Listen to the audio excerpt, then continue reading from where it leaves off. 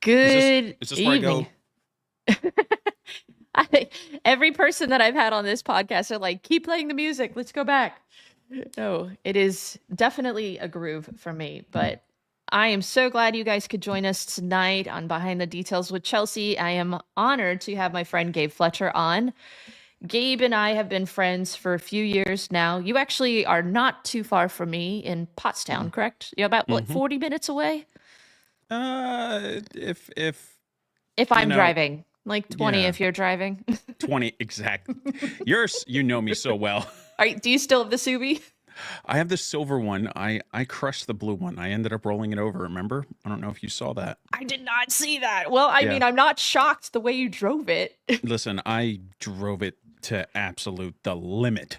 Was that the one that you had wrapped and everything? Mhm. Oh, did you I was cry? driving it hard one morning in January 24. Black ice. As soon as my eyes like broke the horizon on this turn, and that was all she wrote. I ended up vertical and rolling over a bunch of times, and I'm only here because I put aftermarket harnesses in I it. was gonna say, did you have like a roll cage in it or something? No Because roll you cage. modded the crap out of that thing. I did. I had the so I built it for like track cross and autocross. Yeah. So I had the harness bar behind me, and then I had the harness connected to that. At one point, I just let go and just like held on, and it was just game over. Looks like we've got Carlos in the chat. We've got West Cat. We've got Masters of Shine Detailing. We've got Celtic Interior Shine Paul, Adrian Ferreira. So thank you guys so much for tuning in. We've got a ton of other people, Eileen. So we're excited to have you guys' questions. Gabe is a wealth of knowledge when it comes to not only detailing, but the IT side of detailing. And that was something that is something I say like past tense currently, something that I think all of us as detailers need to improve upon. And so I'm really excited to have this conversation with you guys because when it comes to having a detailing business, you can know all the latest products and polishers and techniques, but if you don't understand the business side of things and the internet side of things, you're going to really, really struggle. So Gabe, thanks for joining me tonight. And hopefully we're going to be able to dig deep into kind of getting a quick glimpse of how to grow your business online. Absolutely. Well, listen, thank you so much for having me tonight. And you said it the best. I met you just after I first started in the industry back in 2020. And I think I had the run of my life from 20 to 21, jumping into the shop. And now we're like 5,000 square foot shop and all that. Yeah, you went big. Yeah, I don't have an off button. No, you don't. No, it just goes. So for those that don't know your story, can you give it to us in a 30,000 feet kind of view? Listen, I was I can do that. I was a big guy, really big, heavier than I am, and I had weight loss surgery. I saw a video that said, "This is how much money you can make running a mobile detailing business." And I saw that video, and at the time, I was like, I like detailing cars. I like keeping my car clean. So I showed it to my wife. She was like, okay. Which, by the way, she has the best name ever. Yes, she does. Yes, she does. Yes, her name is Chelsea as well. It's like someone's got to say it. Yes. Okay. And she gave me a little bit of money to buy some like Harbor Freight equipment, and I put it in the back of my Suburban. And I started detailing January of 2020. Just like worst timing ever, but we went contactless, so we blew up, and in 3 months I outgrew the trailer, and then in 3 months I outgrew my Suburban, and another 3 months I outgrew my trailer, and then moved into a single bay shop. That's right about the time that I met you, and I outgrew the single bay shop in 6 months, and I moved into a 5,000 square foot shop now that has dissolved like 3 other businesses, and they work with. Some of those guys work with me. I've had some people come through my shop that now are like massive, like entire dealer network support people for massive brands in the industry. And I've kind of like changed how the industry does a few things, especially related to marketing. And I've had a really interesting run, and I've met a lot of interesting people. And truly, I hardly work inside of the shop anymore. And what I do now is I'm the founder of Detailing Growth. And since about 2021, when we launched, I've been doing marketing for shops all over the country, and at every level, guys who are doing like a few $1,000s a month, all the way to guys who are doing $300,000 or $400,000 a month, multi-million-dollar businesses all across the country at every level. And we've also done like consulting work for brands with go-to-market strategies and all of that stuff and everything in between. And did you have like an extensive background in this before you transitioned into detailing? I've been a lifelong marketer. I've always been a tech nerd, and like I was the kid in 6th grade when I walked into the computer lab. The teachers were like, because I was always causing trouble, and like I built my first website at 11, sold my first one when I was 16. What? That was back. Yeah, I sold my first business website I made for. It wasn't Zanga, was it? No, I think I built it on Zanga. I think I built it on GeoCities. Yeah, Okay. it was on GeoCities way back. And since then, I've just kind of been involved with marketing and technology, and like they kind of go hand in hand, and video editing, and just all of that has been appealing to me my entire life. And I've loved every bit of it. And it was only natural. I jumped into detailing and I saw a lot of shops being taken advantage of by super low effort, low quality marketers. And when I was first getting started back then, shops or Google's algorithm would heavily penalize you if you had duplicate content on your website. Like if your content was this like word for word the same as somebody else, we found somebody that had we found duplicate content across 12 different detailers. And what we found was that this particular agency, who is, by the way, now he's still here and they've gotten a lot better, and now they're doing actually really great work, which is fantastic. They had duplicated content across a bunch of sites, including one of my friends, who and that's Wesley. And I turned to my buddy, who's my partner, Tyler, and I said, well, I guess we're doing this. I guess this is what we're doing, because I wasn't going to let my friends be taken advantage of. And ever since then, that's what I've put forward first, is always looking out for shops and like what their best interest is, and never being shy about giving them the truth. That's always what I've stood on and what I believed in. And to this day, I refuse to sugarcoat for clients when something's gone wrong, either in their marketing or in their business.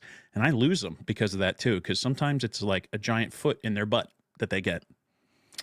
And that's that East Coast mentality. It is. It's Beast Coast. It is.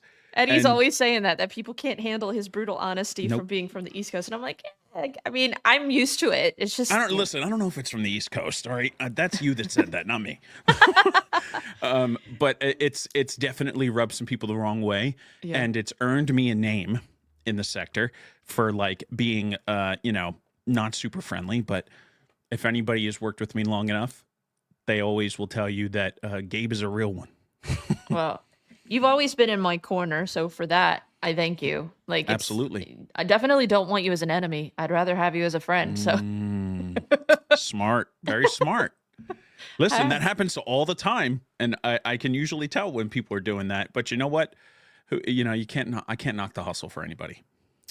No. So when it comes to having a detailing business, we've been chatting for a couple weeks now, kind of brainstorming what we want to discuss in this episode, and even some of the things that you were helping me with. I was like, what does that mean? So like, I want to kind of break down some of the basics that even you and I were discussing, like Google Business Profile, understanding SEO. You sent me a marketing tool guide that I could kind of copy paste and put it in my Google profile. Now, I know we can't necessarily go over those things here. And obviously, if people want to find out any more of this information, where can they go to get it from you? These things that we're discussing tonight. honestly, they can jump over to our YouTube, which is Detailing Growth, or they can find us on Facebook inside of Detailer OS, Detailer Okay. Operating. And that's something we're working on even more is Detailer Operating System, which is exactly that. It's built to help everybody and like help everybody to know what they don't know, because So that's what a lot of marketing is. yeah. So if you guys who are watching have questions for Gabe, make sure you're putting them in the comment section, and hopefully we're going to try to get to them as they come up. But for those of us that are wanting to grow our business, what do you see people struggling with the most? And if I was a first-time customer coming to your shop, you have a general idea of what I'm all involved with online. How would you critique me? Like, what would you say to someone like me that I should work on to improve? Right now, when I look at what you have out there, it's being more consistent on socials, Mm-hmm. because that's where most detailers start is they start on social media. And a lot of the tools out there allow you to post to social medias, multiple platforms all at once, including your Google business profile. So like if you're getting started and you're a newer detailer and you're like, I need more customers, like number one, you get your socials set up. Get your Facebook, get your Instagram, YouTube, super important. You could grab a TikTok if you'd like. Those are the bare minimums. And then you also need to get yourself a Google business profile. All of those things cost you exactly $0. Just time. Just time. Well, and now with the way technology is, you can get that back too, because you don't need to manage all the platforms. You can connect them in one place and manage one. Super cool. So, like, what does that look like, Gabe? Because Right. I don't do that. I need to know. So we're Right. we're gonna have a training session for me apparently in this episode. So like, and again, you don't know what you don't know until you know it, because everybody's got a life and everybody's only has so much time in the day, especially if they're scrubbing cars and they're working on cars, polishing and doing whatever they have to do. Marketing is usually the last thing on their minds because they're just trying to get the work done and survive. So the biggest piece I'd give anybody is make sure you have a Google business profile and you're posting on it daily. Now, some people will tell you post an update to your Google business profile, 3 times a week, twice a week, once a week. You may as well just hit it daily.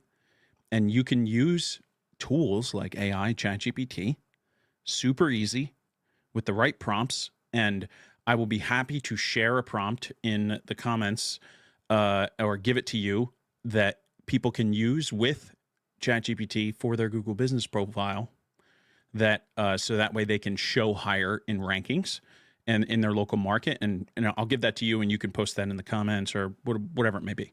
Okay. Basically, you want to post about the services that you're offering, and you want to mention the real benefits that the customers are going to receive. So you don't want to talk about products. You want to talk about outcomes, right? So what happens when you get your car detailed? You preserve its value. You make sure that you're preventing it from being damaged. You're keeping it clean, and you're making it look great. All of those things are things that people appreciate about their vehicles and their real outcomes that they can take away.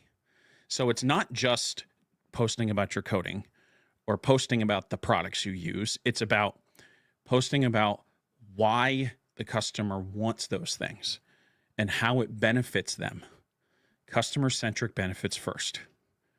Combining that with some of your locations, you're in Lancaster. So it would be posting content that is related to, we detailed this car today, and the owner said that they wanted to make it look really great before they went and traded it in. So we did X, Y, and Z, and now they'll be able to get top dollar for it because it looks great. So if you have your car, if you're looking for you to have your car detailed and you're near Lancaster, Pennsylvania, please visit this link and fill out an appointment booking request, and so on and so on and so on. And you can do that in Google Business Profile. Absolutely, you can. So Okay. all you have to do is open Google, search for your business name, whatever you have your GBP named. Now I'm using the abbreviations GBP. And you just search for your business. And if you're logged into your Gmail account when you search, the one that owns the GBP, you'll be presented with all the management options right there inside the Google search feed. They don't really have an app anymore. That's not really a thing. You just manage it right on the search page. And you can just click on update right there.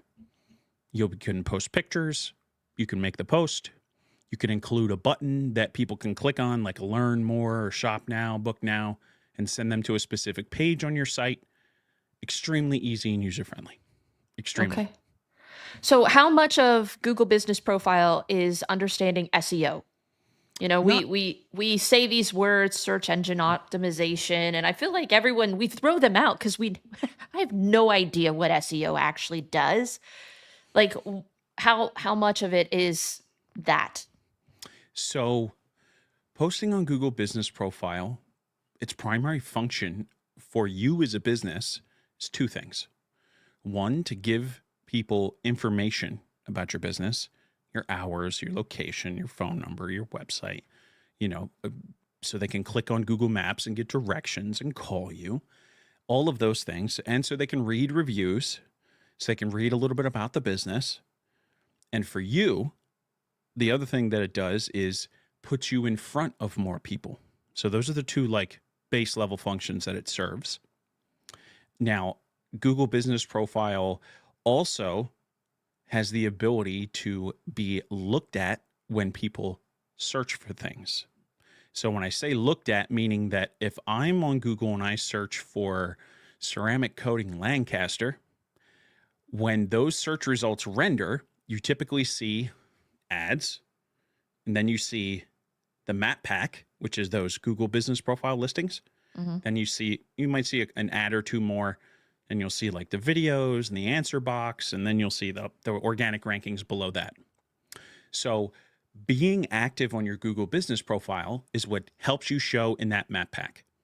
And people now have become so accustomed to immediately looking at the Google Business Profile map pack to see who's showing up, who has the most reviews, and what their star rating is.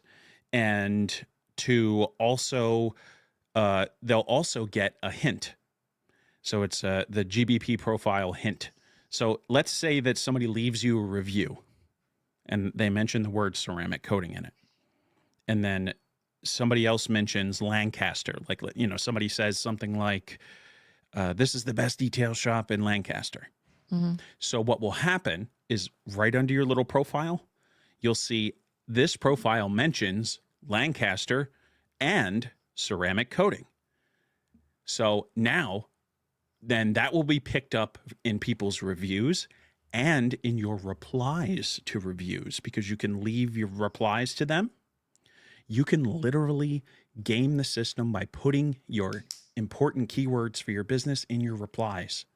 Thanks for having your ceramic coating installed at Attention to Details in Lancaster, Pennsylvania. Okay. Boom. You just hit your brand name, you hit ceramic coating, and you hit the location of your market just in a reply. Okay. SEO strategies, and they touch everything. So ultimately, when you say and ask me, what is SEO? How does it benefit me?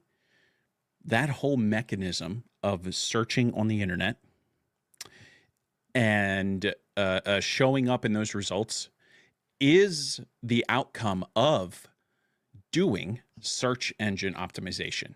And that's what you do on your website. That's what you do on your Google profile. That's what you do anywhere you have the opportunity to. And Google Business Profile is the one that's usually the most effective and the most affordable because it's free. And if you work with us for an agency, doing agency level local SEO is extremely affordable. It doesn't cost you thousands. It costs you much less than that.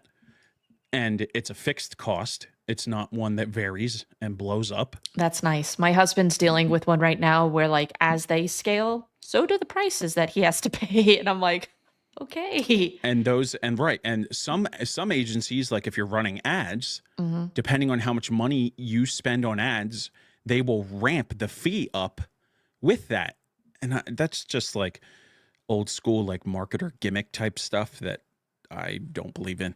But like, again, you know, the more money you make, the more money you pay. And that's why it's really important to pick the right agency and pick the right marketing team when you do these things. Now, somebody posted in chat. Did you see this one from John Weber? Yeah, I started. Okay. So he says, John says, is it true Google doesn't use your listed service areas to decide where you show up in search results? Instead, it looks at physical address you use to verify your listing. So this is the truth, is that it uses both, and it also uses magic, because Google doesn't tell anybody anything. The only thing that we can do is study it. And it's like the algorithm for YouTube. We're like, hey, no one really knows. We're all subject to the algo, and it what really matters is, what is your time worth, and who, if you want to deal with it, or you want somebody else. So typically, if you do service an area, you should have that listed in your GBP. And if you have to pick between the service area with less population versus the service area with more income, pick the service area that has more income per capita. Okay. Right? And you can, you know, the census data is out there, and ChatGPT will like pull that and tell you where you need to be. So that's my answer for that. The truth is, like, it's a mixture of both. And it also depends on what you've looked at before you went searching in a particular area. So, you know, it's kind of it's a mixed bag. That's the truth. So if, I mean, I know you're talking a little bit about SEO, Google Business Profile. Is there a secret tool to rank better locally? Like one magic trick that someone could have in their pocket? Phone. Look at my gross screen. Oh my God. Are you joking right now? I'm pretty sure you Oh no. Dude, I can't even, like, mine has literally, that's my son, by the way, but I dropped it. I just put a fresh screen cover on the other day and dropped it twice. I don't even know why I try anymore, but yeah, I mean, I'm pretty sure you have a glass cleaner somewhere that could. So honestly, this is the best weapon for you. Okay. This is the best tool because it's right in your pocket. And what do you do with your phone all day in your business? What are you doing? Taking pictures of pictures of everything you're doing. Posting content and posting updates with not just finished cars. Here's the hack. Whatever you post, you want to make people feel good, because none of us in the industry, it doesn't matter how much we're spending on marketing. It doesn't matter how much your time and energy you're putting it into SEO. What matters the most is that when you post and present yourself, you're showing more than just the shiny cars. You're showing you. Because nowadays, this and how everybody is connected to it, it's easy to be a faceless brand out there. Very easy. So it doesn't matter how much money you're spending on marketing. If somebody goes to look at your website and look at your content and all they see is cars and they don't see people, who are they to trust? Because what's the second most expensive item that somebody owns beside their home? Car. A car, yeah. And that's, you have to trust, somebody has to trust you to work on their car. And that's a lot of trust to be trusted with like a 10, 20, 30, 40, 50, 60, or $100,000 object that somebody is paid for. And the only thing that costs more than that is their home. Now, GoFlow in the chat here says, I heard the best SEO method. Backlinks are the best SEO method. Backlinks play a focus. But backlinks... Explain that. What is a backlink? It's exactly what you think it is. So what do you put on... What is a link? A link is anywhere where a piece of text has been highlighted, or an image or object that somebody can click on to go somewhere. Okay. A backlink is when the backlink is the concept or construct of you being linked in other places. So, and because let's say for whatever reason, I'm backlinked on like whitehouse.gov, right? Because that's like one of the most highest authority-driven websites on the internet. Okay. That would tell me that would tell Google that the White House is linking to this place. They have a lot of trust. And they think that this place is worthy enough to be noticed and send people to. Google says, okay, Chelsea can be trusted. So how do you get backlinked? You have to ask or you pay. One of the two, right? So that's where working with an agency comes in. Working with a marketing agency like us, because you can go on Fiverr or Upwork or Facebook. God, Facebook and Instagram ads. Dear Lord, be careful. You can go there and purchase SEO from people, which backlinks are a component of SEO as a whole, right? They get you backlinks that pass power through to your website. Power, authority, trust, all of those are like Fugazi-ish Google signals, right? And ultimately, if you get trustworthy backlinks, your website and its strength and trustworthiness that the user can trust you means that you show higher in search results. So Steve says, so it's if my link shows up on another site, I'm assuming yes. Yeah. Yes, that is at the base level, but you have to be careful about where you try and seek backlinks. Backlinks can be toxic. They can do the opposite of what you want them to do because backlinks are supposed to build your trust. And if you are paying for backlinks from certain places, that can be viewed as antitrust. And you're getting backlinks in places that are known for doing bad things by Google. That's negative power that's being taken away from you. So it's a balance that you need to understand. And truthfully, this is the easiest way to go about this. If you want to work with somebody to take care of your SEO for you, you come to somebody like me or one of the other few agencies in our sector, and you say, "Hey, I want SEO, and I want to work my way up those organic rankings on Google." Or you can try and get it yourself with a few self-service options. Another one of those is like you can boost some backlink power with Moz, M-O-Z, Moz Pro. You can go and pay, it's like at $40 to $100 a month. You get some backlink boosting. You get some citations for your Google business profile. Not worth drilling into what a citation is right now. But like Moz Pro is a great opportunity for smaller people to get in the game and buy their Google business profile some energy. And there's a couple of other services out there, but that's honestly one of the easier ones to sign up for. GoFlow asks, and the more you're talking, I'm literally sitting here thinking, okay, for someone small like me, would it benefit for me to connect with people like you? I will say this. I am normally booked about a month out. I do anywhere from 3 to 4 details a week because I take one day off to do podcasts and editing and all that stuff. There are some weeks I'm 4 to 5, but I'm booked out about a month. Is it beneficial for me to connect with an agency like you guys for more marketing when I am consistently getting customers at this point? Like, I'm afraid of getting more business. Like, that is a little bit of my concern. It depends on if, and we're going to answer GoFlow here in a second. For you, it would depend on, are you getting the types of jobs you want? Are they the jobs you do want? Or do you want better jobs of ones that pay more? If you're getting the jobs that you want, then it sounds to me like you probably don't need extra.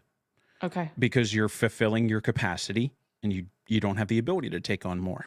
And you're not interested in scaling, which is fine because you get a great setup at home. Yeah. Now, for people like GoFlow here, they say, what would an SEO package run someone's small shop, less than 5 details a month? Listen, if you're doing less than 5 details a month, I would say that local SEO, meaning the kind that connects to your Google business profile, is a great idea because there's 2 kinds of SEO.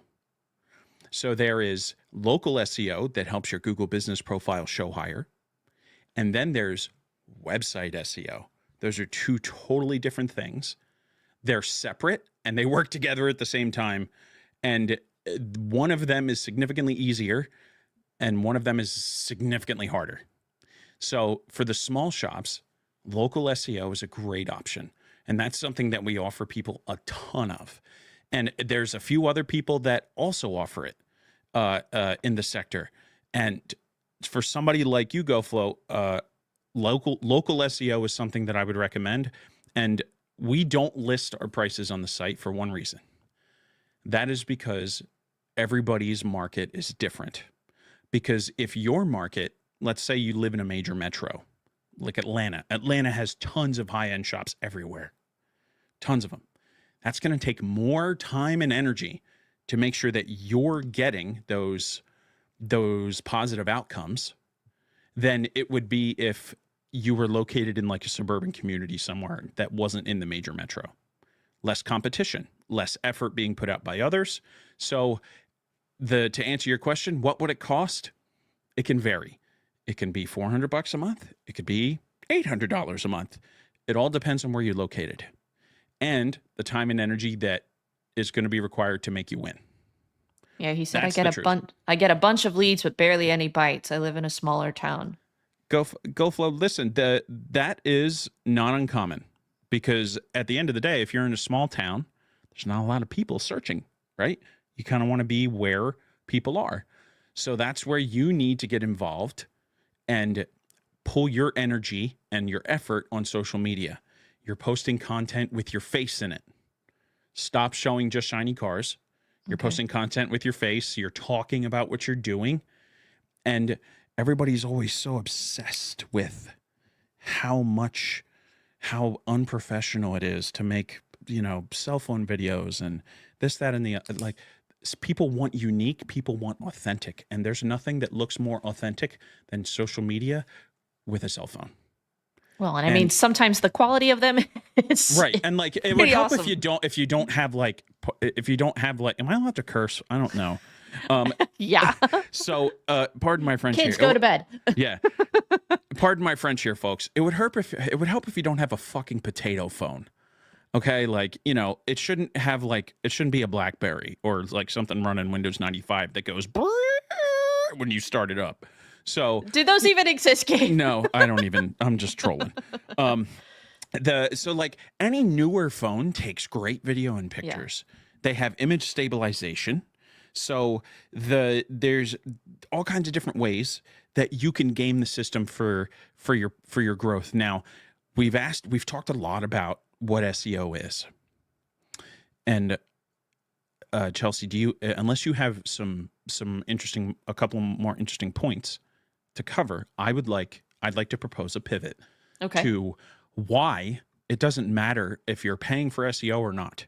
Okay. And why it doesn't matter if you're paying for marketing or not, because that SEO that you might be paying for truly isn't your problem. And you may say to yourself, like, I'm paying for this. Why aren't I getting much more business? Well, that's because you suck as a business person. And I'm going to tell you why. And I'm going to try and be nice here, because I get fired up, because to me, it's common sense, because I'm indoctrinated into that, because I know it and I've been living, eating, and breathing it. Most other people don't. And this is what I'm going to like. This will be the light bulb moment. And GoFlow, we're going to come back to your last question here in a bit. Yeah, because there was another one I wanted to get to as well from John. I promise we're going to come back. Got it. The most important piece of this about everything is that if you don't show up, like when I say you, I mean you physically, like pictures of you and your crew working on cars. If there's nothing that shows that you can be trustworthy, and trust can be shown in many different ways, if you can't show up as somebody who can be trusted, then there's no way. It doesn't matter if somebody lands on your website, they click on your ads, they call you, they text you, they ask for a quote. If they have no way to trust you, they're not going to give you their money. And it doesn't matter what amount of marketing gets done. You have to have a way to be humanized to people who are looking for your services. And that is because Chelsea, you and I were talking about this. You get on Google or you get on social media and you just end up doom scrolling. Mm-hmm. And it's just like every third swipe is an ad. Every third swipe is somebody trying to sell you something. And that's just like, that's just the platform's gone bananas with the system and the amount of money flowing through it and that they want to make. And what that translates into is people don't trust businesses. Buyer trust is very low right now across the world, but especially here in the US. The economy's like kind of in the upswing, kind of in a downswing. Who knows what's going to happen next? So when buyer trust is low for you as a business, and all you have is content out there of like shiny cars and stock photos are even worse because people spot that stuff a mile away. And if there's no personalization in your approach, then you can't be trusted with especially those nicer cars and those higher end jobs. But nobody's going to trust you regardless. So it doesn't matter what you do for your business. You need to be present. Post pictures of you working on the cars on your in your shop or out on jobs. And listen, every phone has a timer adjustment on it. And you can take a screenshot from a video if you just freeze for 3 seconds, and you can grab a screen grab out of that later. There's a great picture. You can even ask your crew member to like, here, hold this, take some pictures. You could set up a tripod. Whatever level of energy you're willing to put into that, you have to get pictures and content of you in front of your customer. So it's more than just quoting a price. It's more than just appearing and being present. I need all of you to understand. I need you to have a way to show that you can be trusted with your clients. I will say this. I have started to see a ton of revenue coming from YouTube because I think of that fact.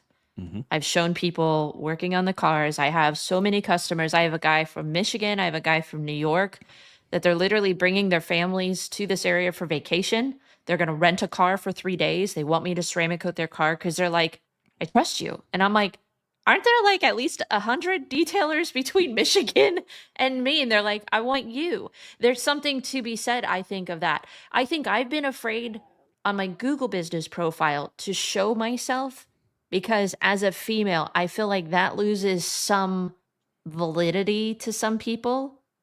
That there are certain customers, and maybe they're not the right customers for me, but there are You just certain answered customers. your own problem for sure. Yeah, but like if I were to, like, they would see a female doing it and be like, they're not good because they don't know me, you know? So like that's where I think the YouTube channel has proven that. It took some time though. It wasn't like overnight where I was able to immediately have people saying, yeah, I saw that first video you did.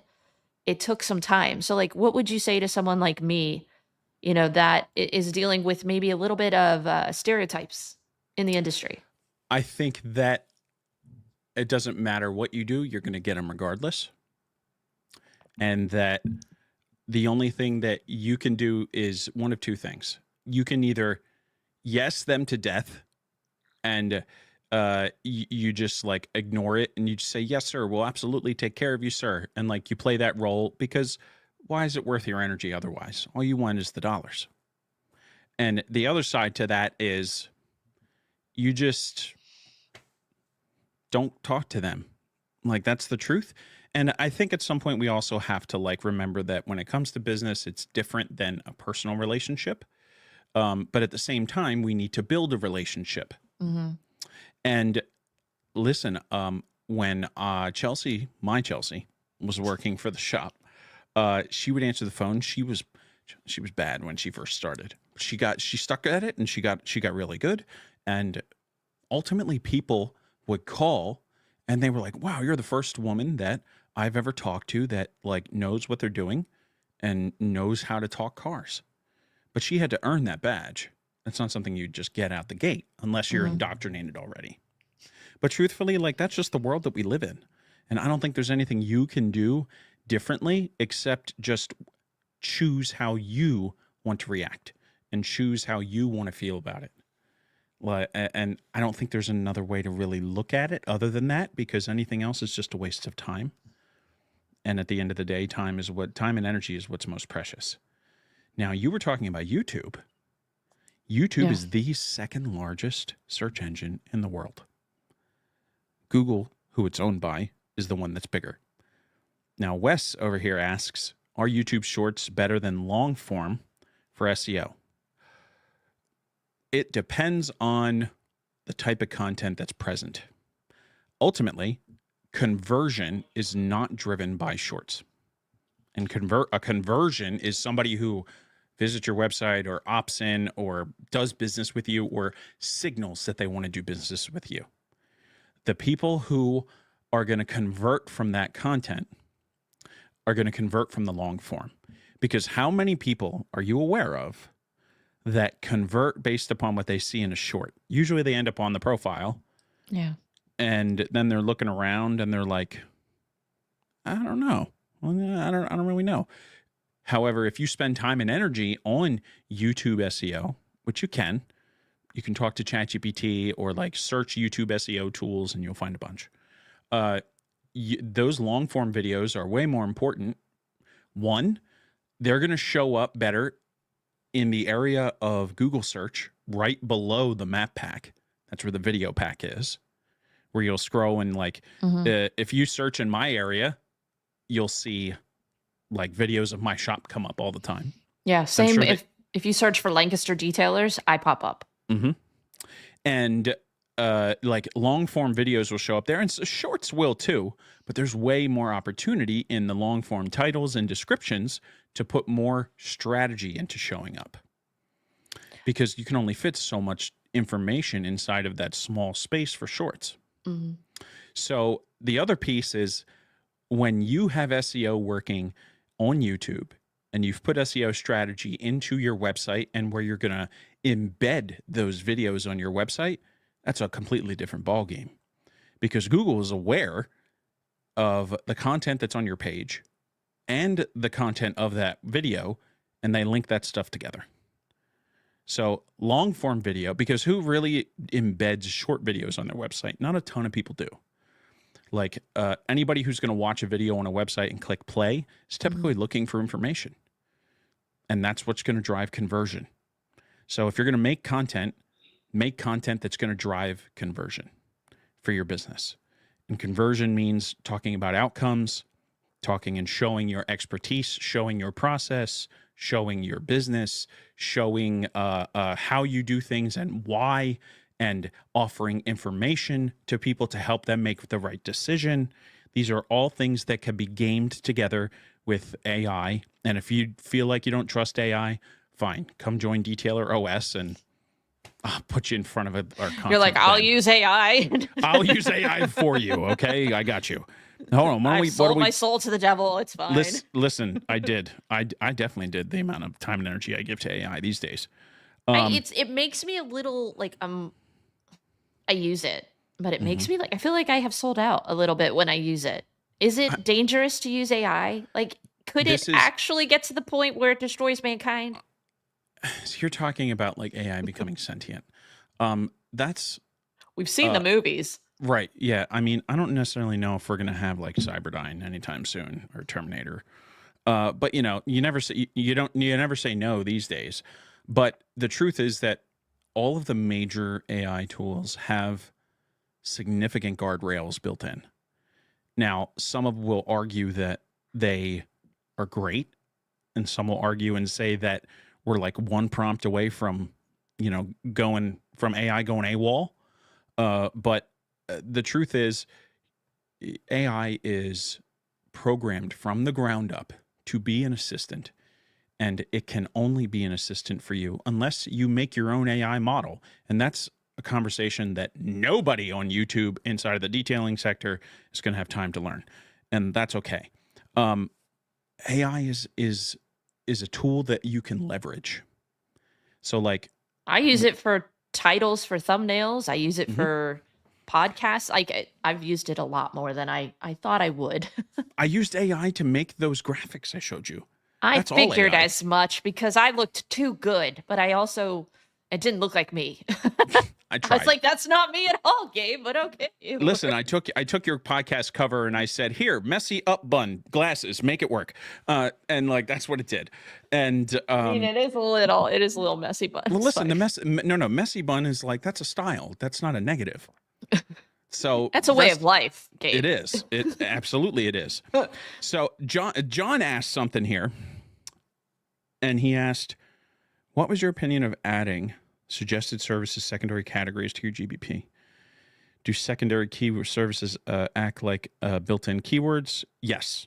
The answer is yes to all of those. Do them. Absolutely.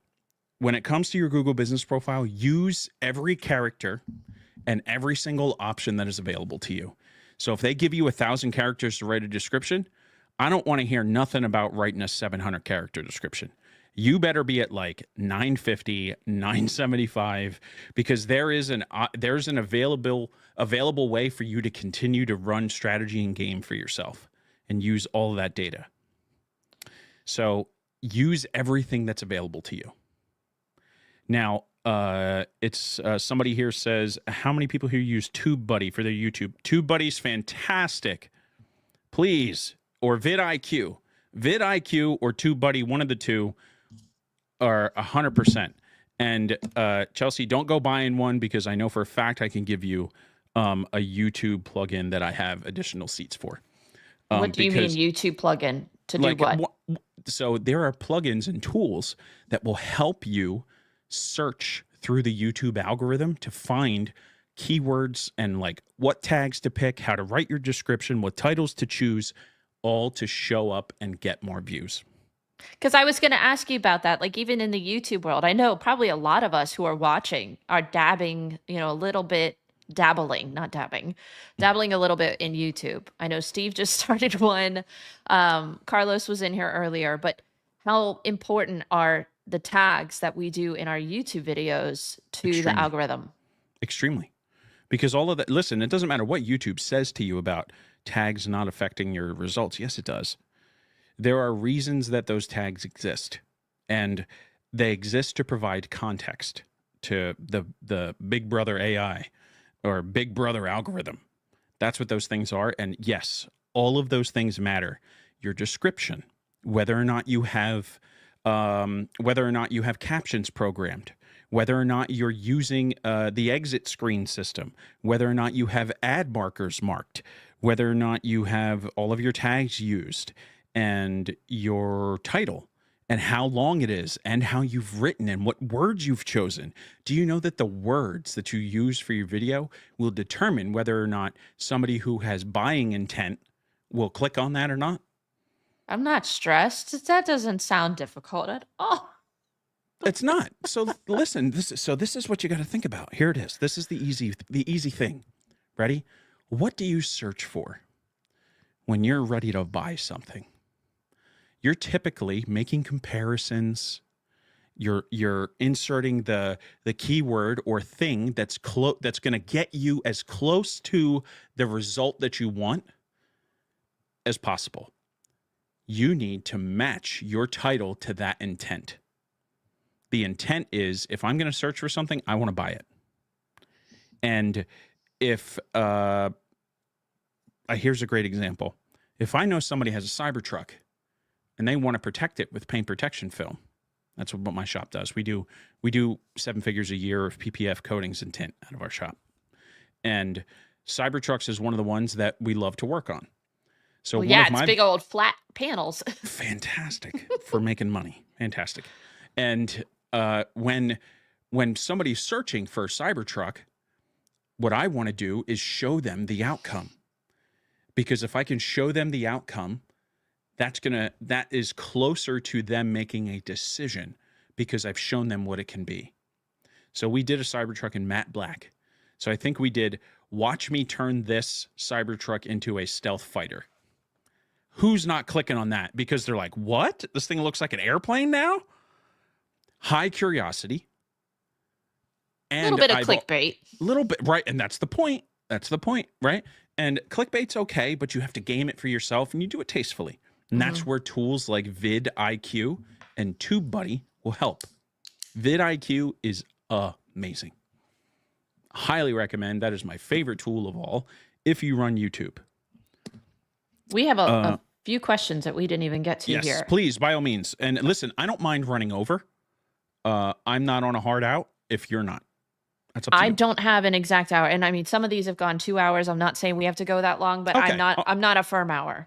Okay. Okay. That's fine. We'll go as long as the questions keep rolling in. Yeah. So, Yeah, for sure. or till moderate until I start getting tired. All right. I think we answered that one. All right. Let me see. There was one that I wanted to Give me a sec. I starred a bunch. That's okay. Is it better to post videos or photos on Google Business Profile? Both. Photos are going to be easier because photos you can like connect to a multi-posting tool like I was talking about earlier. Videos, you need to physically go there and you need to physically post them yourself.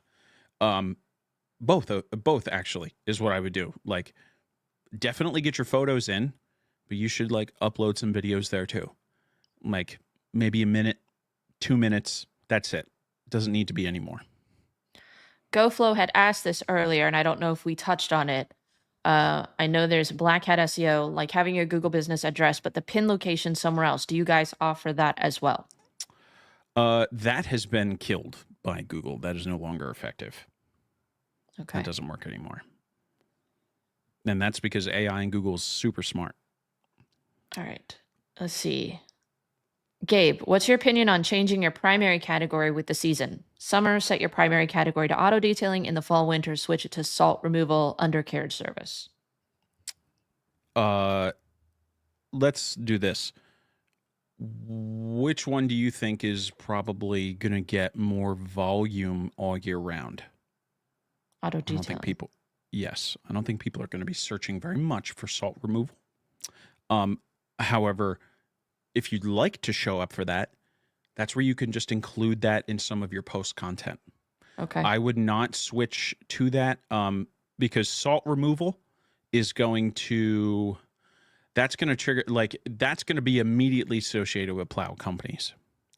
And undercarriage service is going to be immediately associated with restoration. Two totally different things. People know that they need to talk to a detailer to get the salt off their car. So that's what they're going to search for, is a detailer. Paul says, does metadata make a difference? I mean, there's metadata in everything. On your website, metadata is present on every page. It's attached to every image. So yes, you should try and maximize those opportunities as much as possible. If there's an opportunity, you should execute on it. So you've gone over a bunch. I've been literally taking notes. Holy cow, you ain't kidding. No, I told you. You said bring a notepad. I've been taking notes. So okay. that's a really cool piece. So because we've been at it for an hour, I'm going to make sure that everybody gets access to our detailing growth marketing guide. I'm going to give you the link for that so that way they can get their hands on it. It's completely free. It's like 40 pages of content and nothing. Like if you read it and then do it, like money go up. And I'll make sure that and all of our other free resources, we have tons and tons and tons of stuff. I'm going to make sure you get all of that to give to them. Great. So you were talking in our private messages a little bit about setting up systems for success. Mm-hmm. What would that look like for a small-time shop that is wanting to grow? So first, before we get the specifics, I want to touch on what a system actually is. Now, this is like some people are going to go like, mind's blown. So when you hear system, like you think of like the system is a software, or the system is a tool, or the system is something. But this is the truth. Do you know that you have a system for everything that you do every day and everything that you do? That's quite literally what a system is. It is the categorical execution of an action that's done daily. So every time you come into your house, what do? You lock the door and then you put your keys in the bowl, or you hang your keys up. That's your key storage system. What do you do when you come in the house and lock the door behind you? That's your first indoor security system, right? And like now you see how you can apply it to everything. Okay. So to break that down, everything you do inside of your business is a system. where the bottles go, where the pads go, where your tools are, how you're laying your shop out, where you're going to put the car in your shop, in the order in which you do things when you're washing a vehicle, how you all the way down to how you roll your extension cords in your shop. Everything is a system. And this is the piece that connects it to success. A system wins and causes success when the system can be done without you needing to make sure people do it. And that means writing it down. Because if it's not written down, it's not real. And in order to see success, it needs to be written, because then it can scale. Because it is not the business that scales, it's the system that scales. Because if you have the system, you can bolt more people onto doing the system. And that means more dollars generated. That is the secret to growth and winning in this industry. Systemization. 2, execute scaling. That's the goal. So now that you see that, do you see how you could apply a system to everything? Where your coating bottles go, how you communicate with people is a system. When you're going to send them a message, when you're going to create a connection point with them. By the way, great opportunity. People love getting surprise pictures of their cars while you're working on them. They love it. They absolutely love it. And we're going to get into some other stuff like that. Yeah. So systems for success are written, and they're detailed, and they are upheld with consequences for deviation. Meaning that if you create a system and you need it to be followed, when they don't follow the system, there needs to be a consequence. The consequence needs to be clearly articulated. And when I say articulated, meaning you need to make sure that the people who work with you know that there's going to be a problem if they don't follow the system. Whether the problem is like, if you don't do this, like you're going to get polish all over yourself because it's going to sling. Or it's, if you don't do this and you mess up, you're going to go home for the day. Right? So if you don't articulate the consequences, the system won't be followed. Hopefully all that makes sense. Can you translate that same mentality to what you do online? Like, what would a system for success online look like? Let's say for a content creator like me. Okay. So a system for success when it comes to the computer or content creation is, matter of fact, I just did this with one of my mentorship clients earlier today. I've been riding him hard about, bro, where's the content? You know you're supposed to be doing it. And we like we've had that. So I'm like, now what we're going to do is we're going to systemize this right now. So his content creation system is that for every job he does, he gets 3 minimum 30-second videos. And every job, every single job, video capture is a part of it. And it's now factored into the job time to make sure that that can be done. 3 30-second videos might add another 20 minutes or so if you had to plan on the fly. Hopefully, should be like 3 minutes at most. Right. And hopefully you're using AI to plan your video topics. So for you as a content creator, AI to plan. Yes, exactly. Video topics. Okay, we're writing things down. Keep going. The way you can use it as a content creator is, if I'm going to shoot content and I need to edit on this day, right? Or I'm gonna plan what I'm going to do in my business next. I'm going to do that by blocking off this time on my calendar, and I'm going to make sure that no jobs can be scheduled there, and I'm going to stick to that. So let's say every Wednesday at 8 o'clock, from 8 to 10, you're going to sit at your computer and you're going to brainstorm with yourself about new content topics. or you're going to sit at your computer and you're going to make sure that all the new videos that you've edited are now scheduled to be posted.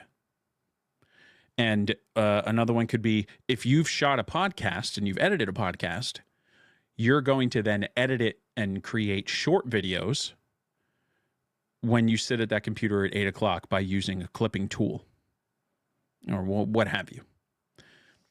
So it's a matter of just sitting down, understanding and thinking about what you want the outcome to be, where you want to go. You could say, I want to make sure that this podcast is shared. I want to get 500 views on this or listens on this podcast. So that means I need to do actions that are going to drive views. And the actions that drive views are telling, or drive listens to a podcast, is telling people where it is, what they can learn, who was in it, and where they can listen to it. And then, in addition to that, providing clips in small, short, edited pieces and scheduling them, along with information on where they can listen to it. Now you've created a system to where you can show up at your computer at any specific time, and you're going to do actions and do things that are going to get you more views. So it's a matter of picking what you want the outcome to be, and then showing up at that time, and then doing the things that cause that outcome. That's it. It's as simple as that. That's a lot to take in. And it feels like, I mean, I totally hear everything you're saying. And I'm sure a lot of people watching, for those of us, especially who are wanting to grow our businesses, we understand the need for social media. Sure. and to create content. There's just so many hours in a day. And that's the hard part. And I get that you're saying utilize AI, utilize these apps and features to kind of cut down. And you're definitely going to have to share some of those app recommendations with me, and we'll put them in the comment section for you guys. I know a couple people still had questions when we were talking about the systems for success. Gabe, can this work with business that do multiple services, for example, use car sales, repair, and detailing? Absolutely. You just got to have the strategy for it. We work with just about anything automotive with our agency. So like we've worked with some small like repair shops and auto glass shops and like tint only shops and only detail. But yes, that can absolutely work as a broader picture. All you need to do is, when you make content and you post out there, because he asked that back when we were talking about Google Business Profile. All you need to do is spread your content plan out. Just spread it out. You make content and post content that covers each service, one at a time, not all three at once. Okay. John asks, what's your opinion of 24/7 business hours? Google favors businesses that are open at the time of the search because it wants to show users options they can act on immediately. That is currently unproven. Whether or not that works. And it's very much like spur of the moment and semantic based. There's no firm proof of that. Truthfully, you don't gain anything from listing that you're open at 3 a.m. Truly. Well, and don't list something that it's not true. Are you really going to clean vomit out of a Uber at 3 a.m.? Trust. Because that's the only people that are calling you at 3 a.m.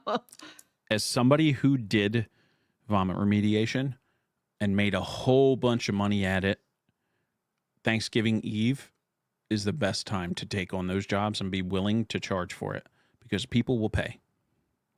So,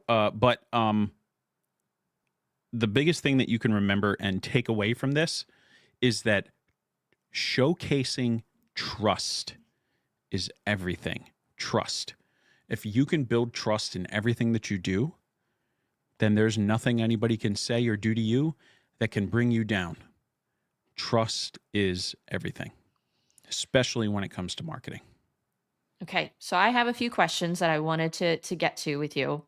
What are some of the challenges you see within the industry that detailers just aren't getting? I'm depressed now.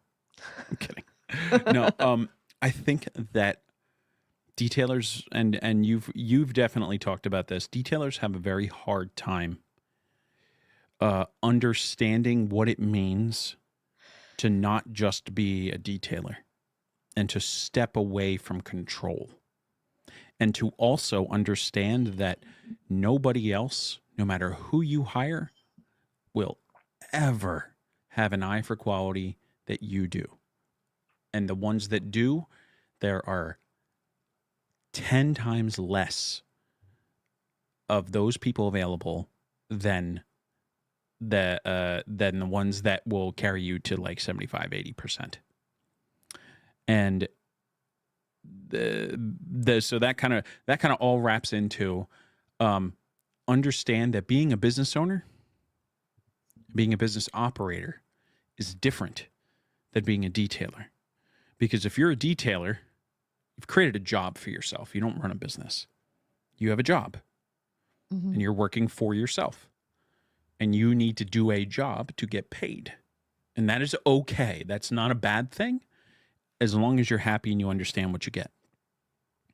Just know that running a business is completely different in how you approach things, because a business has to understand that people are different and everybody is not going to be at the same level, and that it takes time to put people on the same level or near the same level.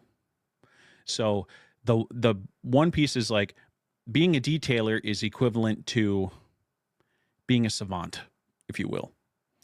You want everything to be perfect. When you transition to being a business owner, you talk about wanting everything to be perfect, but you understand that it can't be.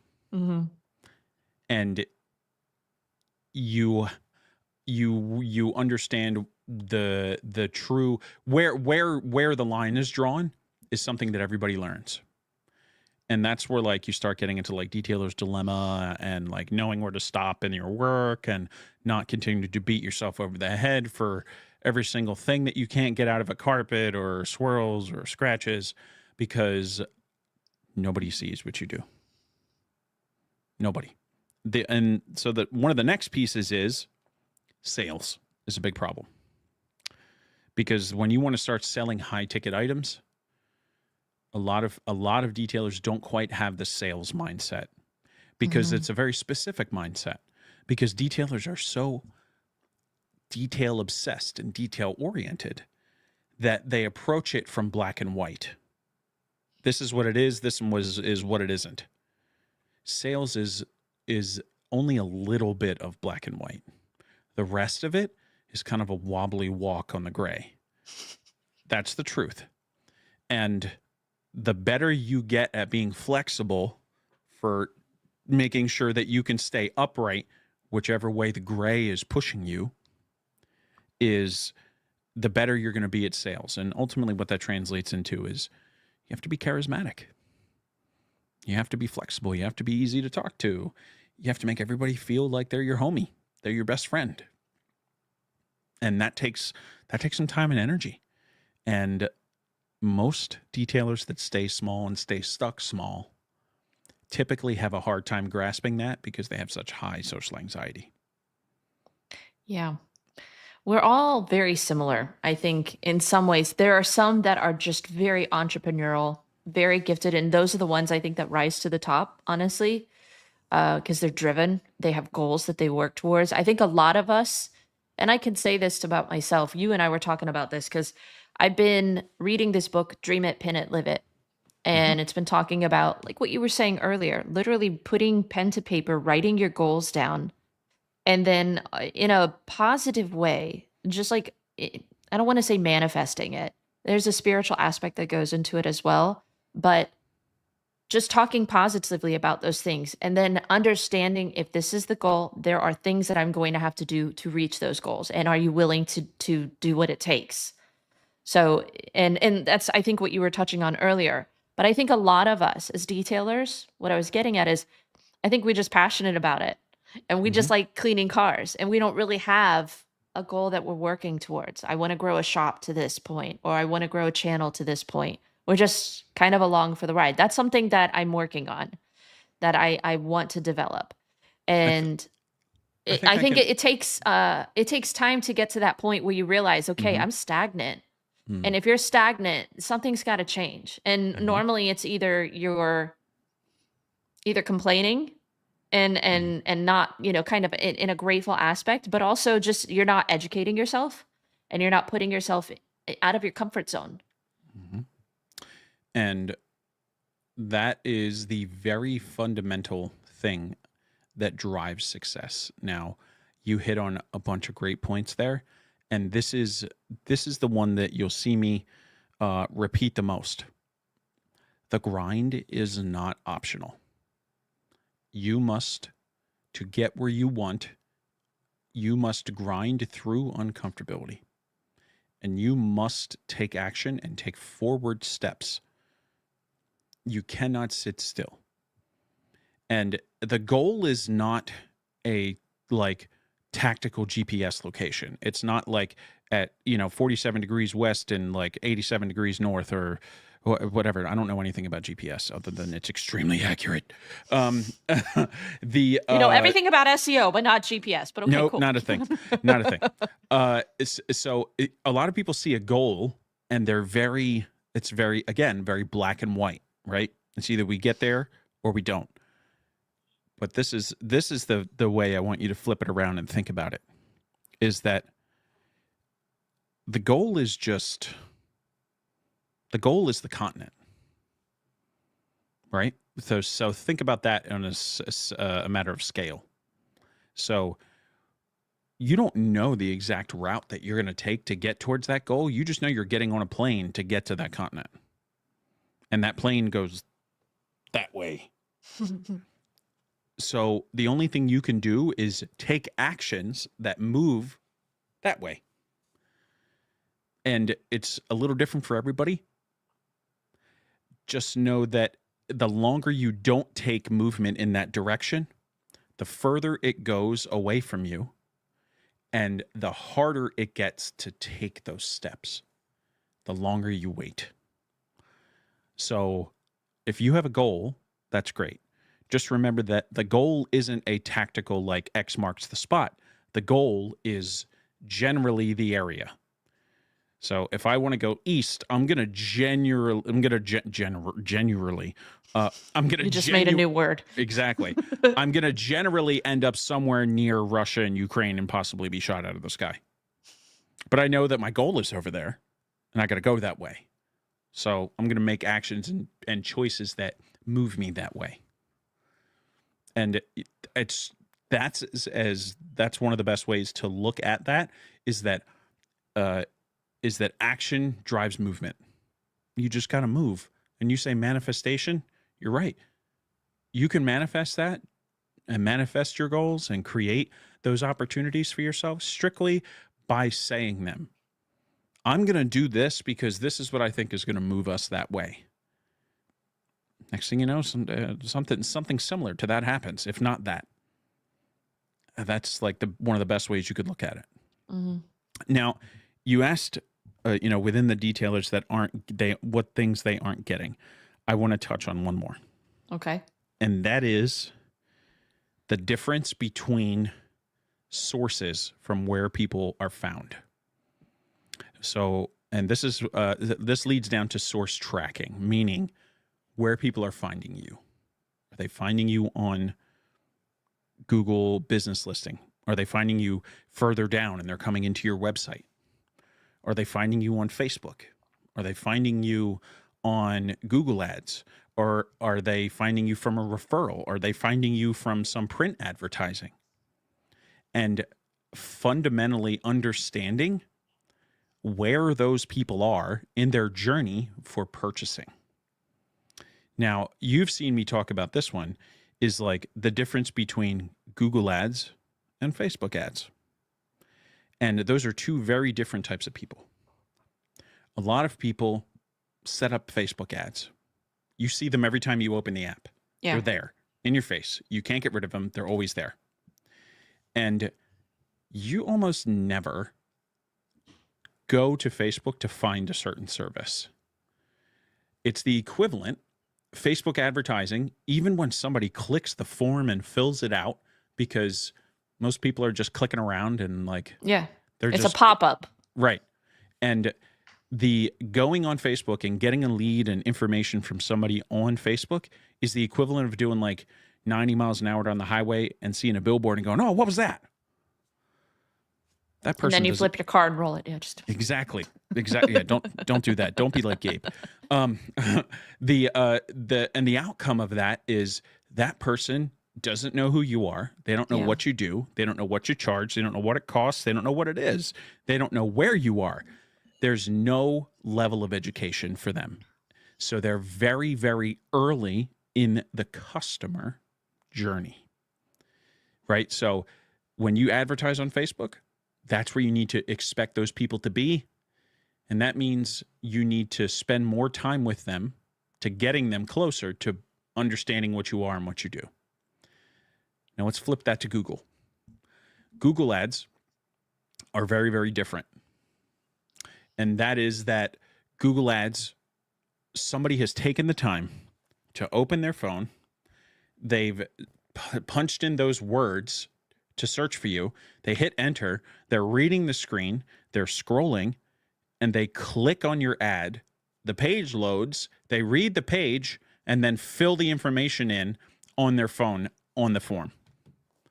That's a lot of intent that somebody has shown an interest in your service versus if you've been discovered on Facebook or Meta or Instagram. Two totally different levels of awareness. And you've heard the thing called the sales funnel. The funnel in general in marketing, and we can get into that if we want to. Although, truthfully, I don't know if you or I have the bandwidth to talk about that tonight. Ultimately, if somebody discovers you on Facebook, they're here.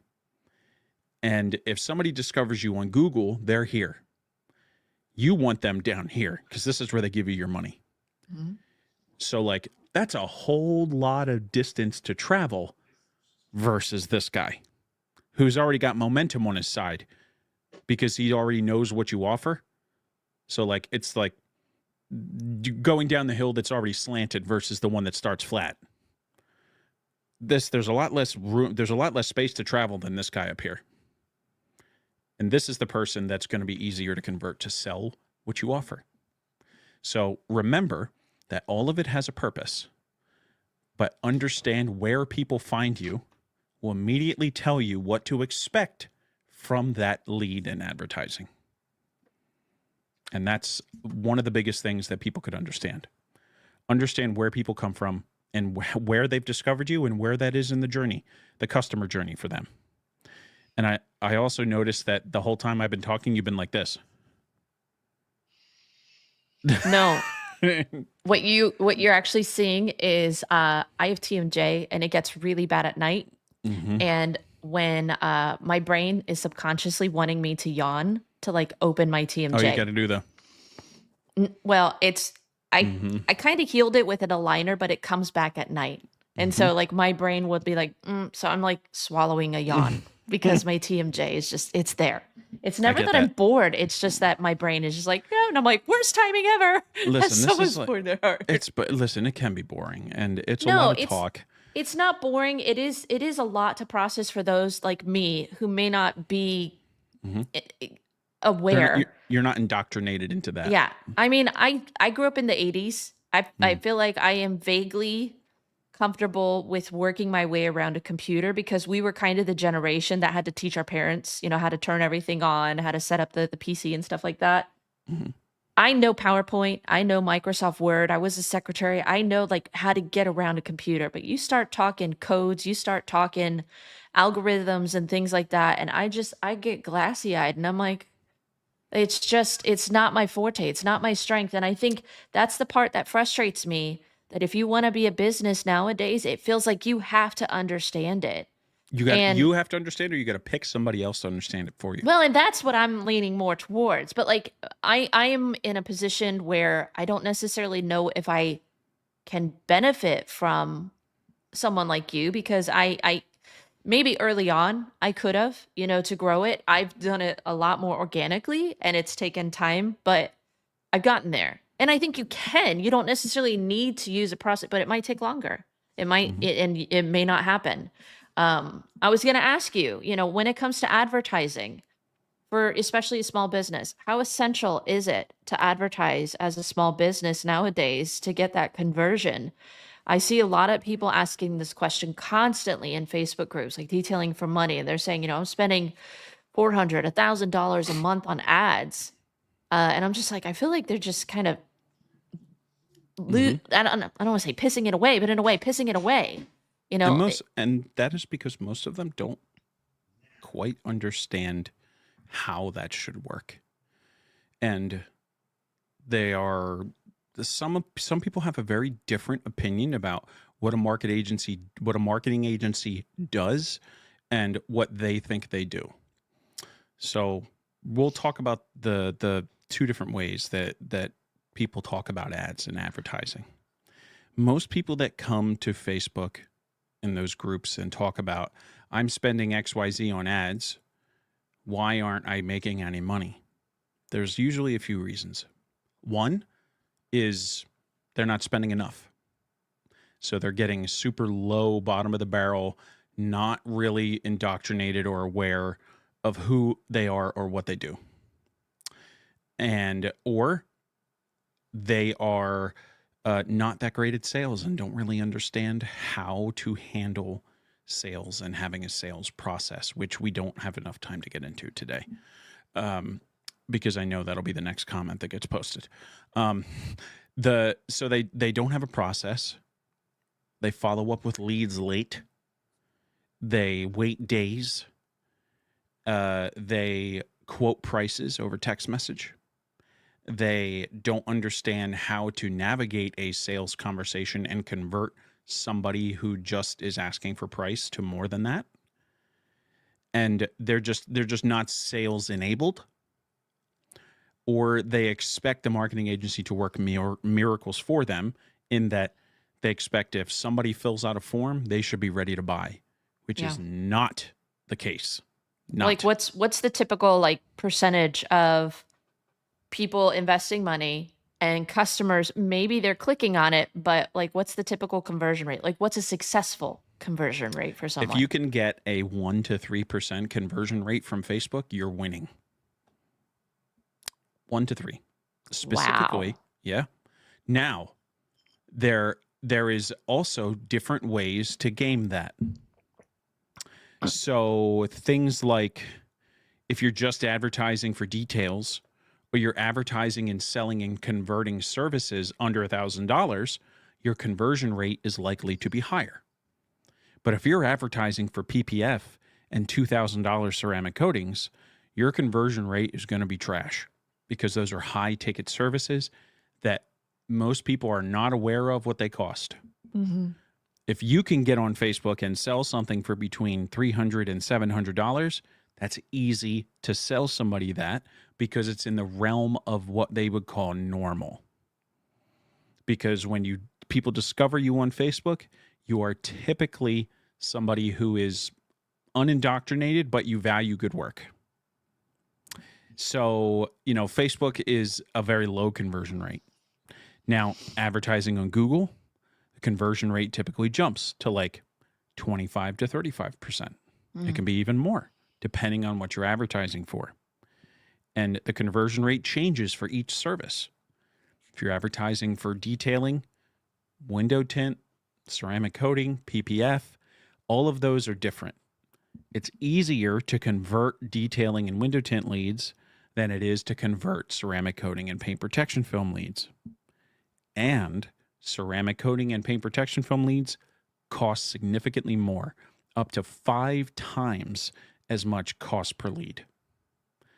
Whereas, because think about it, those high ticket services people want, and there are more people that want to sell them. So what happens is you get supply meet demand, because there's going to be a smaller amount of people looking for paint protection film and ceramic coatings, And there's going to be a large amount of people that want to buy that want to sell those services. So the only thing that can happen is your cost for those acquisitions and leads goes up because there's not enough supply to meet the demand. Or there's too much supply to meet the demand, so you end up with inflated costs. I might be a little too tired to get that out of my mouth correctly. So it's not enough supply, too much demand for the advertiser. Okay. Now, if you're advertising for window tint or detailing, PS, like aside here, window tint has like the highest search volume rate across all of the services that we all typically offer. If you can advertise for tint, you can cross-sell them and upsell them into other services easier than anything else. So that's something to keep in the back of your mind. Because even people that don't detail their cars still get tint.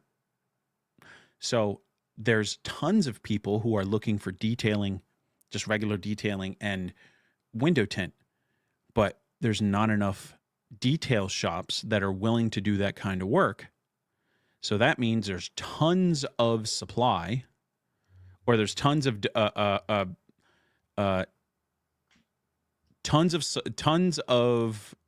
dear Lord, I can't speak right now. Tons of demand.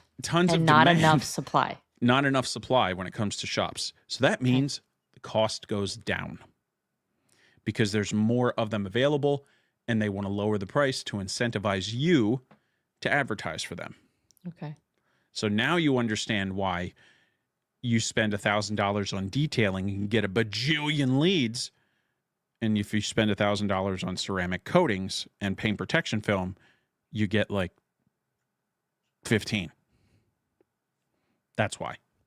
Your money goes a lot further when the cost per lead is cheaper. So to answer your question, now that I've gone down the rabbit hole, where is it essential for people to advertise? It depends on what they sell and what they offer. That's the truth is, you're going to be better at selling base level detail and entry level ceramics, like in that $700 range, and like basic tint on Facebook. If you're looking to sell $2,000 ceramic coatings and, multi-$1,000 paint protection film jobs, you're probably not going to sell a ton of those on Facebook. Okay. Do you still have time for a few more questions from me? Listen, I'm game. I just need to take a drink before my voice box falls out. Okay. If you could give one piece of advice to a detailer on growing their business, what would it be?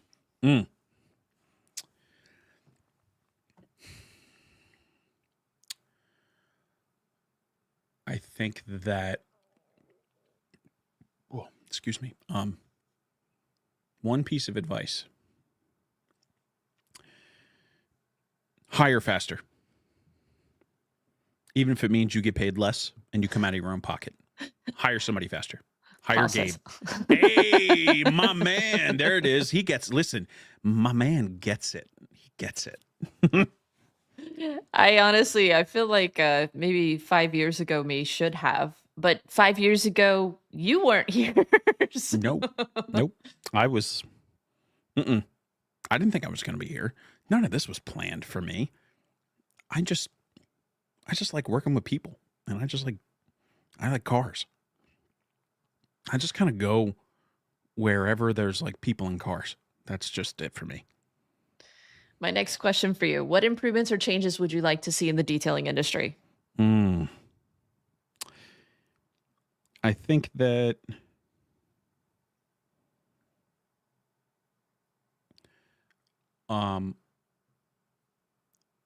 one of the things that I think is really needed is centralized hiring, meaning there's a place everybody knows they can go to look for detailers or film installers. Like a directory. A little more than that. Okay. I'm working on something called Autofilm Jobs, autofilmjobs.com. So it started as just, and it'll probably transition into like a couple of different domains that it operates on. It's a centralized location to provide career pathing for people that want jobs detailing, doing window tint, doing paint protection film, doing vinyl, and they want to showcase what they're worth via like think of it like Facebook, but just for detailers, although there's no social component. But everybody has a profile. Everybody shows their work history. Everybody has can show the type of work that they do. They have a rating for the level of skill that they have. They have verified employment results where, like, to list work on that profile for you, you need to have verification of your employment. You need to have manufacturer verified training, meaning that if you list that you went to an SB3 or a G-Technic or Ceramic Pro training, whatever, like if you list that company, they're going to get an email and say, yes, this person has been through our training or not. And what it does is it allows detailers and installers to ask to be paid what they're worth. And it also allows shops and businesses to find installers and detailers that have skills wherever they are. So it's like Indeed for detailing. Exactly. And it's specifically built for this. And if you go to autofilmjobs.com, you can kind of see what the MVP or like beta software could look like. And right now I just have the wait list open to see what people have to say. It's a super interesting piece. But I think that right now there's not enough skilled labor. And there's big demand, not enough supply of people with the skills. So if we enable career pathing and we create a system of legitimization for everything that we all do, then it becomes real and it can be integrated into training programs, vocational systems, schools, things like that. I think it's essentially what the IDA is wanting to accomplish. I don't know if they go about succeeding but creating a better quality control. Let's not go down that path. But I'm just saying, I understand what they are trying to accomplish, but I don't feel like they go about doing it. It just feels like it's become a little bit of a pyramid scheme. You buy into a program, you pay for certification, and no customers know about it. No one knows about it but other detailers. And so it's just like, I got a cool badge, but my customer doesn't know anything about it. Whereas, I think within the detailing shop world, there is a place for that where you need to know, because half of these people are coming in saying, I watched a video on YouTube. I know what I'm doing. I'm a detailer. Give me some armor all. Woo! Or they're literally being trained on the job, sitting with the owner for 2 weeks, 2 months, whatever, and they're learning. So I do think that there is definitely a need for better training. I mean, I learned everything on the field. And I will say, early on, I don't know how some of my customers, thank you, Jesus, that nothing bad happened. He protected me. But, it's not always the ideal scenario to learn on the field like that. But there's not a lot of, other than like Detail-Wise business academies. I know you've done some classes in the past with Phil Miranda. Are you guys still doing that? No, we're not. I've done a couple of other odds and ends classes. Like I have a sales class that I did with some people that is super good for people that want to get better at selling. But like, I hope to do more of that and create more systems for that. I'm limited just like everybody else. I'm limited by time, and there's a certain way you go about doing it the right way, and to do it the right way, you need time and energy. And if I won't do something if I don't think it's going to benefit people and like be of real value for them. So, but yeah, in terms of what you were talking about there, I can't. But creating career pathing and centralized hiring and creating a system of skill cultivation, that's just the goal is to just put it out there. It's not to gatekeep. It's to just put it out there for everybody. If you got the skills to pay the bills, come on board. And if you don't, you got a path to learn them. because they're there. And like the goal isn't to provide training. The goal is to provide like a path of training that they can seek. Right? So these are like, if you want to learn how to detail, cool. These are some places you can go to do that. If you want to learn how to install film, these are some places that you can go to do that. And when you go and complete them, you can then add them to your profile. And when they verify you, great. I don't want to run trainings. I certainly don't. I wouldn't have time for anything else. Trainings take up a ton of time. That's something I just don't have a ton of. I had one last question. Maybe it's a bigger one, and maybe we just leave it for another episode. I think I can hit it in like 5-10 minutes here. We talked about it a little bit when we were messaging, you know, understanding what your brand is. But I feel like it's also important, like, to understand what your brand isn't. Could you kind of maybe expand on that a little bit? Absolutely. And how important is branding to a business presence and growing your business? So this is what, now I'm going to get all kinds of flack for this. So I'm an elite shop. So this is my brand. I'm a ceramic pro shop. Okay. And that doesn't necessarily mean that I believe everything that people accuse ceramic pro people of being, other than business owners. They're brilliant branding. It is, right? But there's a reason why most customers, they know Ceramic Pro. Exactly. And there's most people think Ceramic Pro, and like, this is what they see. They see the logo and the name, and they're like, that's a brand. There's much more than that. So a lot of people have a misconception that a brand is a color scheme. A brand is the product that they offer. The brand is the service that they offer. The wrap on their van. The wrap, the brand is like their logo and their business name. Those are all very small pieces of it. But this is the bigger picture, is that the brand is actually how you make people feel. How you make them feel about your business. Now you say, well, what is that? How is that branding? What is that? So this is a great example. When you call the sandwich shop or pizza shop down the street, and they answer the phone, they're usually like, yo, Moe's. That attracts a certain type of person. But when you call a really nice 5-star restaurant, they say, thanks for calling Chelsea Steakhouse. This is Gabe. How can I help you today? Totally different experience. And what that translates into is how people feel about your business and how you can be trusted based off of the interactions and how you make people feel. That comes down to all the way to how long you make people wait before you get back to them, how you leave the site, the job site, if you're doing mobile work and you're packing up. Do you leave trash everywhere, or do you pick everything up? Do you answer text messages promptly, or do you make people wait, 2 days to get back to them? When people call and leave you a message, do you have a voicemail? And if you don't, why?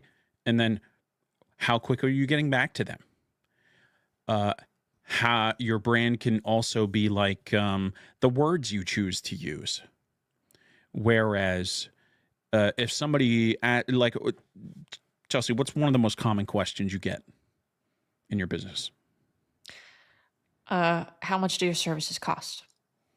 Right. So if your brand is, you can go about that two ways. You can say, well, our full details cost about $250. Okay. That's one way to do it. It's not the one that builds trust. The right way, or let me say right way, the more enabled way, right, better way to do is to say, how much does this cost? You say, well, the truth is that it can be different for everybody. It really depends on the kind of car you have, where you take it, what you do with it, how you're planning on caring for it, whether or not you're going to have kids or animals in it, and what you ultimately want for yourself. Because I can quote you one price, but that doesn't help me create a solution for you that actually gets you what you want. So how much does it cost? Truth be told, I think I want to ask you a few more questions. Now, how does that person feel? They're either going to do one of two things. They're either going to change they're going to change their tune because they've now realized that they're like, okay, maybe there's more information I need to give, and I don't know something. Right? And those are the people you want. And that's why you say that, because they don't know that those things are important. So you have to be willing to frame your communication so that they understand that they're important. You're going to get those, or you're going to get the people that are going to be like, well, I got to talk to the wife. Yeah. And that's fine, because at the end of the day, they're both out there, and you may not necessarily want money from both of them. So what is your brand and what isn't? So if you take the time to just quote the price and like that's it, you are now Walmart. Your Best Buy, your Amazon, you're price checked. And that means you are a commodity. And getting paid what you're worth in this sector means that being a commodity is the last thing that you want to do. It's the last thing that you want for yourself, and it's the last thing you want for the type of person that you're going to attract. Because if the person ultimately wants the lowest price, they ultimately want the most for it. And the alternative is, if I get the person that wants somebody they can trust, that's going to do it right, and truly understands me as an individual, I'm willing to pay more for customized service. And that's how that second response attracts those type of people. Okay. So the brand is how you make people feel and how you make them understand where you're going to take them. The brand is not colors, prices, products. None of those things are it. Whereas immediately somebody's going to say, well, what do you mean, Gabe? Ceramic Pro is all about the products. You're right. But the alternative is how you use them both together. And if you can take a very good positioned product, one that has high positioning and has high favorability, and you can combine that with the other side of branding together, that's a stronger brand than if it was just one or the other. And you have to be a certain type of individual to understand that. And all of this dials all the way back to being an enabled person for being an entrepreneur and business in general. There are tons of messages in this chat. Yeah, the guys were definitely agreeing with you on many points as far as, communication is key. The one right below that is one I want to touch on. This. So, this detail-oriented says, it's why I explain my process to every single customer and tell them why I do what I do. I warn all clients from the start, I'm not cheap, but seems counterintuitive. But when I explain, okay, so most people think that education and talking about your process is the differentiating factor between your business and another, when it has nothing to do with the process, and it has everything to do with the relationship that you build with that customer. So if somebody that I'm talking to, if I make them feel like I'm their best friend and I immediately find the energy and connect with them, it doesn't matter what the process is. All that matters is that I can sense when they trust me and they believe what I'm going to say. So my process doesn't mean anything. So what really matters is, how are you able to connect with people, and how are you able to relate to them and make them feel like they're talking to the right person instinctively.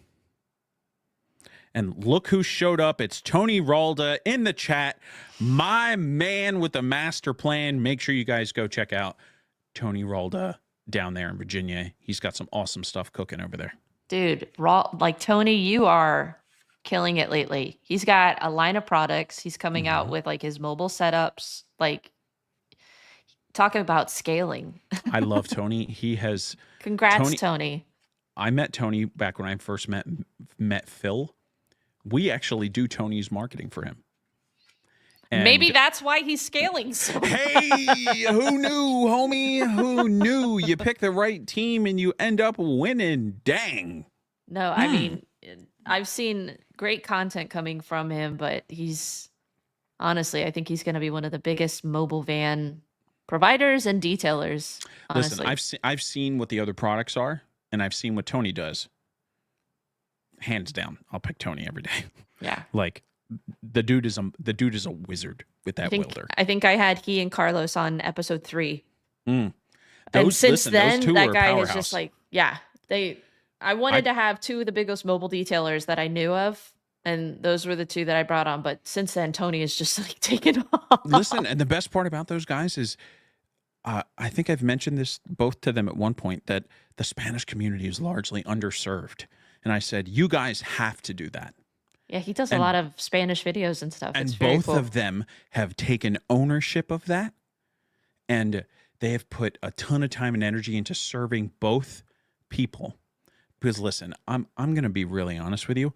I don't know a lick of Spanish. I went down to Tony's shop and like he had a training and I gave a marketing seminar to people. None of them understood what I was saying. So I had Tony translated, right? And let me tell you, I don't think I've seen more people in one room go like this. But you know what? When Tony talked, they all perked up and listened. So I knew I was giving value. And ultimately, that's all that matters is you pick the people that are willing to go the extra mile and work with the right type of people and are going to show up for those who are underprivileged and not well served. And because, listen, I can say El Taco. That's it.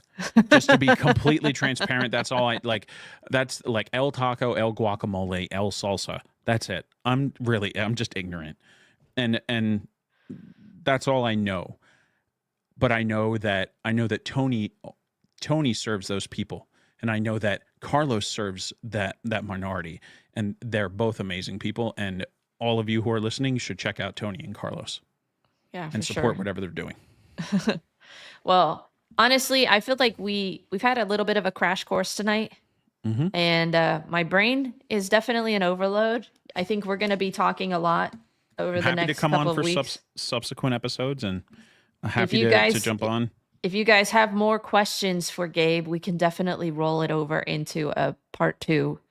But thank you so much for sharing your expertise with us. I feel like I definitely have a better idea of what I am missing and where I need to work a little bit more. So thank you. And hopefully you guys have gained some insight on how to grow your business and how to be more successful. So Gabe, one last time, if people want to just find you, reach out to you, where can they find you? So you can find us in our Facebook group, which is Detailer OS. It's black and green. Can't miss it. You can check out our website at detailinggrowth.com. You can find us Detailing Growth on YouTube. And you can check out the Talking Paint podcast, which is my podcast, where we talk about nothing but business and sales and like strategy. Talk in paint with an talking with an IN apostrophe. Basically, if you search Talking Paint and then my name, you'll find me. And we're everywhere. That's pretty much it. I'm everywhere. And if you end up on my profile, like on Facebook is usually the best place to find me, truly. And you can find my calendar link if you want to work together, or if you have questions, you can send me a message, whatever's more convenient. I try to get back to everybody. Don't expect me to see any comments in the YouTube video. I will try my best to make sure that I check it. So if I see any, I'll pass them your way too. Gotcha. Just remember that I'm going to, and so here at the end here, I'm Chelsea, I'm going to give you some AI prompts that you're going to be able to pass to them, that they'll be able to use to create some SEO content to get on their Google business profiles. I'm going to give you the link to our marketing workbook, which is like 40 pages of nothing but just value bomb business growth content that also has access to all of our other tools. And I'm going to make sure that you have all of that so that you can put it in the description and pin it in the comments, whichever's better. So yeah, we'll thank probably you so share much it over. for having me. We'll probably also share all that stuff over at the House of Rags Facebook page as well. Awesome. For those of you. So make sure you guys subscribe to the House of Rags as well as their Facebook group. So that way we're going to share all this information. Next week, I'm really excited. We're going to have Marcus Kleiss from McGuire's on. We're going to be talking about the innovation and some of the cool new products that they are bringing to the table, as well as some of the cool stuff that he helped develop with Harbor Freight. So make sure you guys tune in next week, 8 p.m. Eastern Standard Time here at the House of Rags YouTube channel. But Gabe, thank you so much for tuning in. Guys, thank you so much for hanging with us tonight. We will see you next week. Have a great night.